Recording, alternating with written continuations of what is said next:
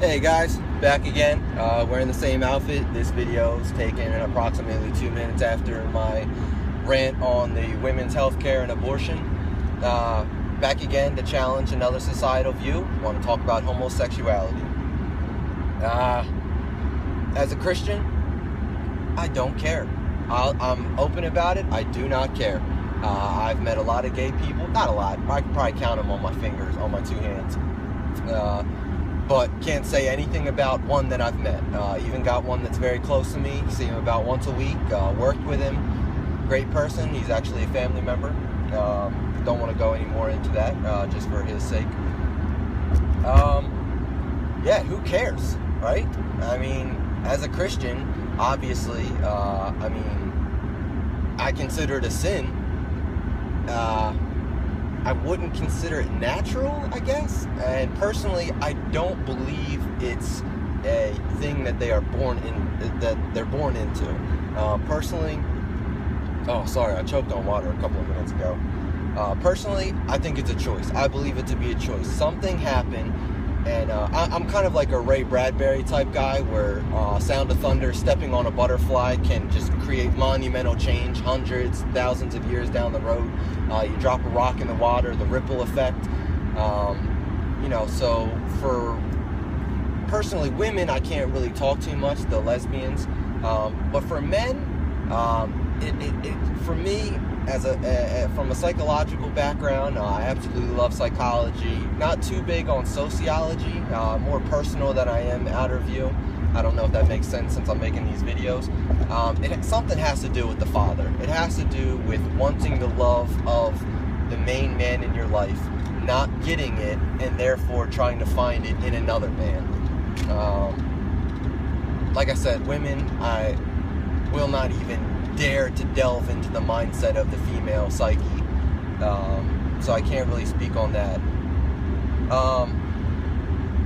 But it just, something happened, and like I said, it doesn't even have to be about the father. It could be a little boy or a little girl was expecting love or acceptance from a member of the opposite sex and didn't get it, and just that right there sparked it. Well, okay, F you opposite sex, I'm gonna go with the same sex because they're accepting, because they love me for who I am, and that's how that happens. The gender fluidity is kind of new to me. I think I actually met someone recently who was gender fluid. The whole Ruby Rose thing, I think that's cool. She's an absolutely beautiful woman. If she wants to be a handsome man, she's certainly a handsome man. So I don't care. Personally, like I said, I consider it a sin.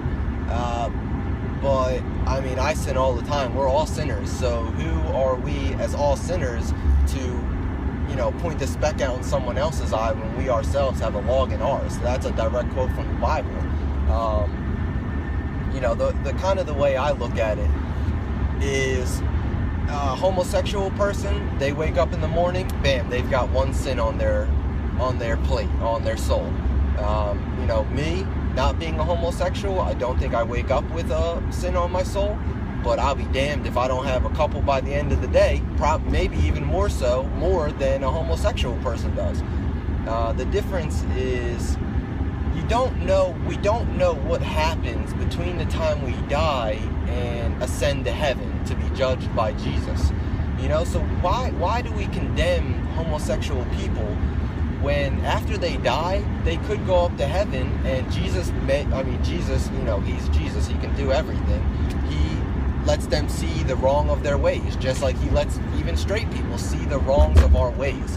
And if right then and there they say, Jesus, I'm sorry for living the homosexual lifestyle that went against your word, please forgive me, I 110% guarantee, take it to the bank, put money on it, it's in the Bible, Jesus will forgive.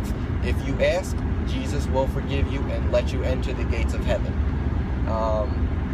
And it just doesn't even surround homosexuality. That revolves around everything. We condemn people far too often in this world when we have absolutely no idea what is going to happen between the times that man dies or that woman dies and goes up to heaven and Jesus judges them. Just because you're a homosexual does not mean you're going to hell right away. No, you're going to die, you're going to ascend to the gates of heaven, Jesus will judge you. You can either deny him there or reject. You can either deny him and be sent to hell, or accept his word, accept his grace, and allow entrance into the gates of heaven.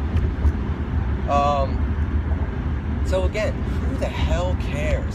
You know, I mean, it's kind of a shame that it's taken this long for the gays, the LGBT community, to be even given rights to marriage. And, you know, people, you know, just same with the abortions, you know, the extreme religious people, they'll be like, well, marriage is a sacred sacrilege, and, you know, I can't believe that, you know, they're living a sinful life and they want to get married. Well, hey, we all live sinful lives, and we all want to get married at some point in our lives. And it's funny because I read something one time, just another one of those memes. I love the memes. They're so clever. Something said that we're worried that gay people, the LGBT community, would probably bring a better name to marriage under God's eyes. Because how many gays do you ever see divorce? I mean, our divorce rate is up, like, it's like 50% or something like that. That's a sin. Divorce is a sin, I believe. Premarital sex is a sin. So it doesn't matter if you're straight or if you're gay. If you're humping in high school or in college or whenever they're starting nowadays. I've heard as young as 6th grade, I think, was the youngest I've ever heard. Blows my mind. I was into Pokemon at that time and playing Game Boys. Crash Bandicoot, what's up?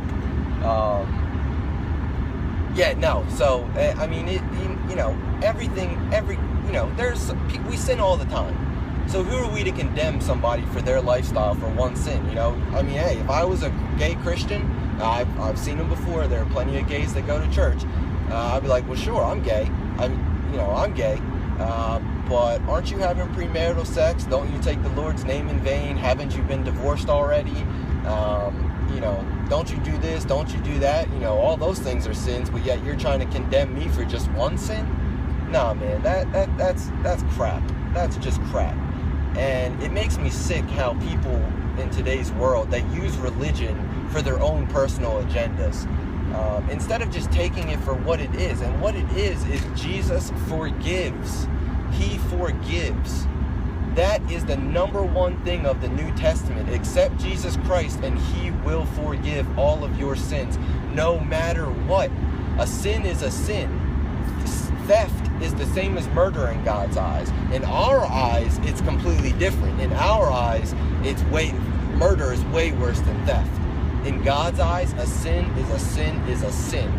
It all started with the apple. Adam and Eve ate the apple, and that was original sin was born.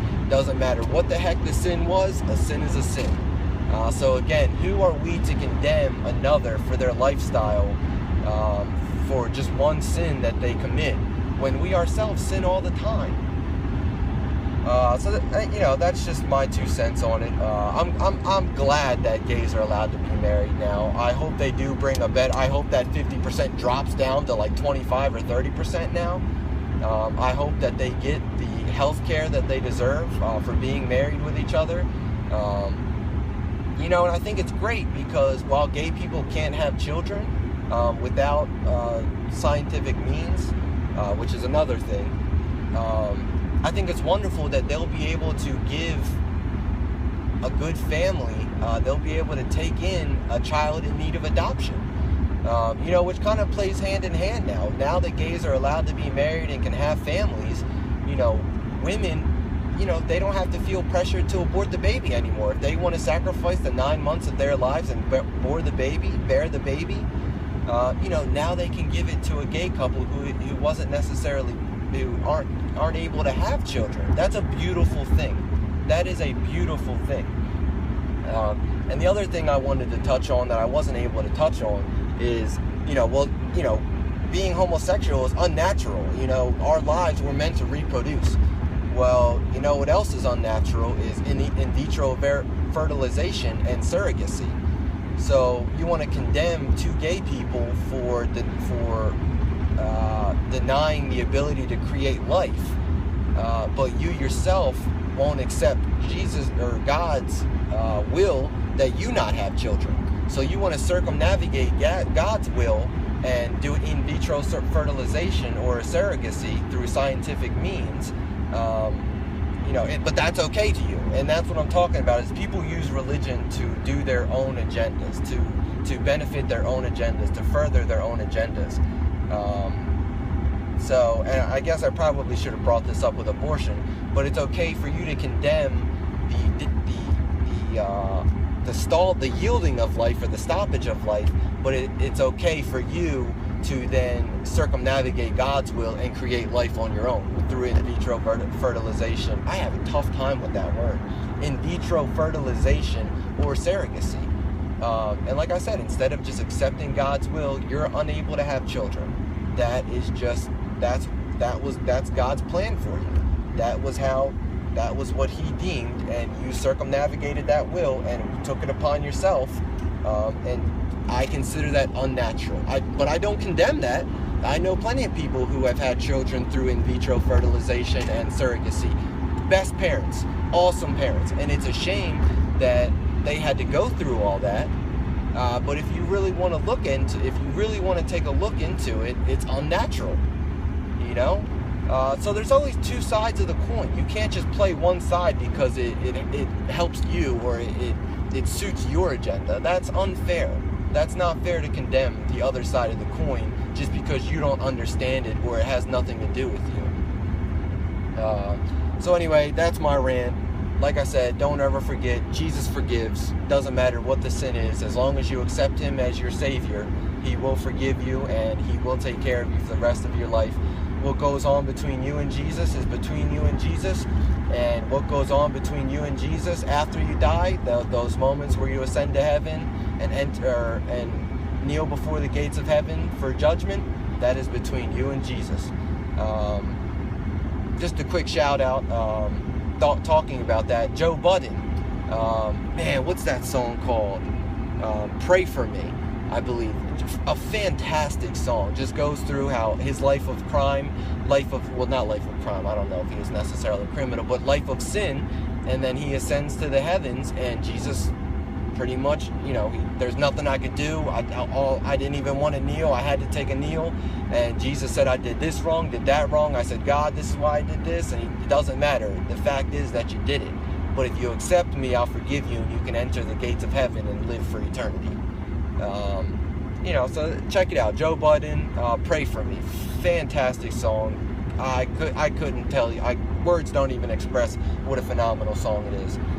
Just check it out for yourselves and tune in next time for another challenging